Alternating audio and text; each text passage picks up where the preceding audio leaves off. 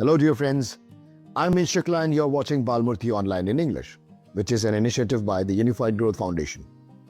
Today's episode, A Child's Stubbornness, is based on the Gujarati article Balakni Adai by Dr. Kiran N. Shinglot.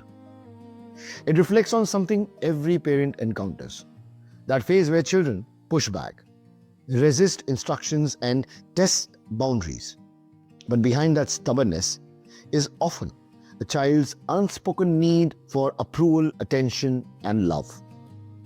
Let's explore how gentle reinforcements can transform daily challenges into bonding moments.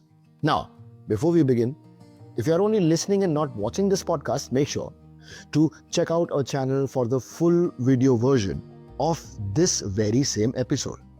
Let's have a look.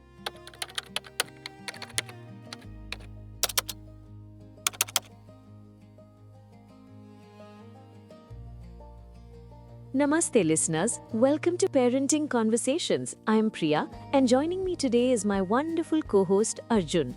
Today we're discussing a truly insightful article that every Indian parent needs to hear about, children's stubbornness. This article is written by Dr. Kiran N. Shinglot as part of the Balmurti Online project, which is an initiative by the Unified Growth Foundation.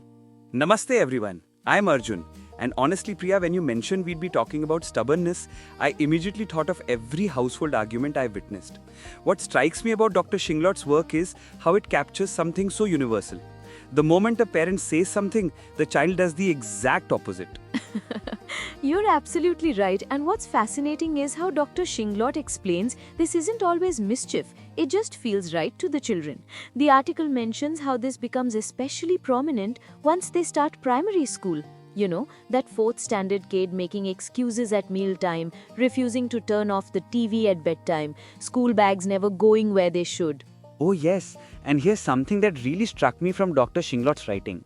The burden often falls on mothers. In most Indian families, fathers are tied up with jobs or business, so it's the mothers facing this backtalk and stubborn behavior head-on. The article is so honest about this reality. That's such an important observation. The article explains how children under 6 might throw tantrums but still listen. But once school starts, there's this different phase where resistance comes with what Dr. Shinglot beautifully calls sharp edges. And then teenage years, that's when you get full defiance and rebellion. Now here's where the article gets really valuable, Priya. When children start mouthing off, our natural instinct as parents is to snap, to raise our voice, to use our authority. But Dr. Shinglot warns us, this usually backfires. The child might not argue loudly, but they'll quietly ignore you, carrying on as if nothing was said. Absolutely, and their goal, as the article explains, is to chip away at our authority.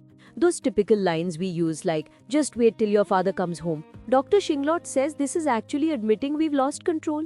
When dad comes home tired, he might not even support us, leaving the mother upset with nothing achieved.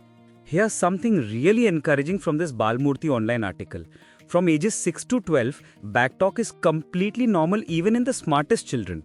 We should expect only 80% obedience, and that's perfectly okay. That's actually quite reassuring for parents who think they're doing something wrong. Absolutely, Arjun. And what I loved most about Dr. Shinglot's approach is the emphasis on positive reinforcement. The article says even the most stubborn child deep down wants to please their parents. They're looking for approval and affection. The problem is most parents overlook the good moments and focus only on the bad ones. The practical example given is so relatable. Imagine your child, without being told, brushes their teeth before bed, takes off shoes and lines them up properly, puts the school bag away, washes up and comes to dinner. That's your golden moment. A pat on the head, a warm smile, maybe even a chocolate or favorite storybook. This is what the article calls positive reinforcement. When good behavior gets recognition, it tends to stick. But if every slip-up earns scolding or punishment, children learn to use those very behaviors as weapons against us. It's such brilliant psychology. Dr. Shinglot beautifully compares shaping a child like building a house, brick by brick. Even the most carefully constructed home may have imperfections, and that's completely normal in parenting too. When criticism is needed, do it with grace. Call them beta, dear, son or daughter. Absolutely, and the practical tip about offering help is absolutely brilliant. Instead of lecturing, the article suggests saying something like, "We're going to the market in 30 minutes. I need to buy some things for you too. If you finish homework quickly, we'll have time. Want me to help you finish a bit?" That kind of offer motivates more than any lecture ever could. And then there's this wonderful quick reference guide Dr. Shinglot provides, the what not to do section. Don't threaten, shame, or scold in public. Don't raise your hand. Don't list their faults in front of others. And importantly, don't look at your child as less. They're always worthy of love, even when they mess up. The what you can do section is equally practical. Ask instead of order, offer help when needed, lead by example to show them what you want to see, and acknowledge good behavior instantly. Small rewards can make such a big difference in building positive patterns. What I really appreciate about this piece from Dr. Kiran N. Shinglot and the Balmurti Online project is the balanced, realistic approach. It gives parents hope while being practical about the challenges we all face. Absolutely, Arjun. This initiative by the Unified Growth Foundation shows how valuable practical wisdom can be when shared with families. The key takeaway from Dr. Shinglot's article is that some level of stubbornness is completely normal in children, and our approach should focus on positive reinforcement rather than constant power struggles. The article reminds us that parenting is not about perfection.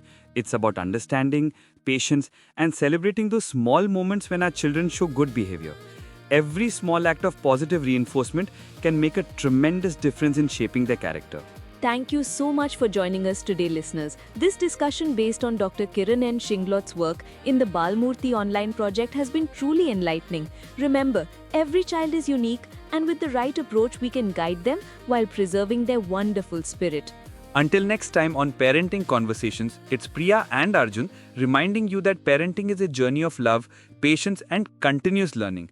Keep celebrating the small victories, keep showing love even during stubborn moments, and most importantly, keep growing together as a family. And thank you for listening to our complete discussion on understanding and managing children's stubbornness.